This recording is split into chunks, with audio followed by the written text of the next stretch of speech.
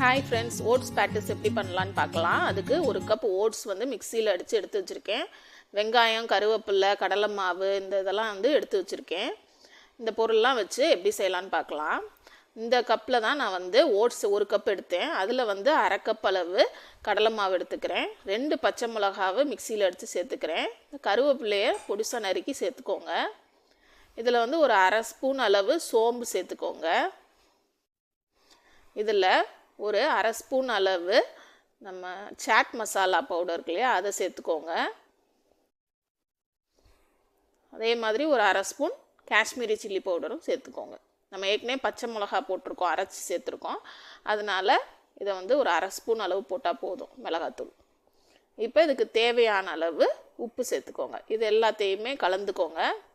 கலந்து பேட்டிஸ் மாதிரி சின்ன சின்னதாக தட்டி வச்சுக்கோங்க.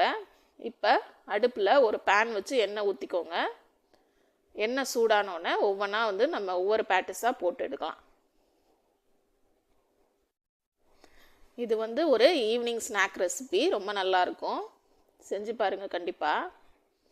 இந்த ஓட்ஸ் பேட்டிஸை வந்து நம்ம மீடியம் ஃப்ளேம்லேயே வச்சு குக் பண்ணணும்.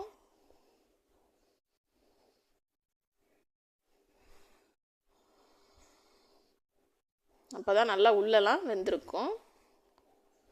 இப்போ பொறுமையாக 2 சைடுமே திருப்பி போட்டு நல்லா வேக வச்சு எடுத்துக்கோங்க.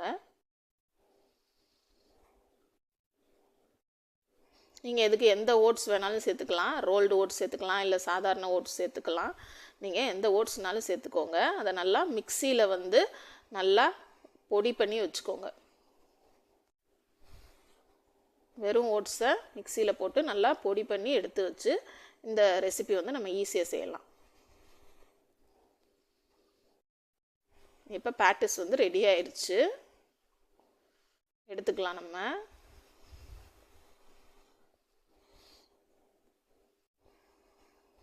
ஓட்ஸ் பேட்டிஸ் வந்து ரெடி ஆயிடுச்சு. இதை வந்து நீங்கள் சர்வ் பண்ணுங்கள்.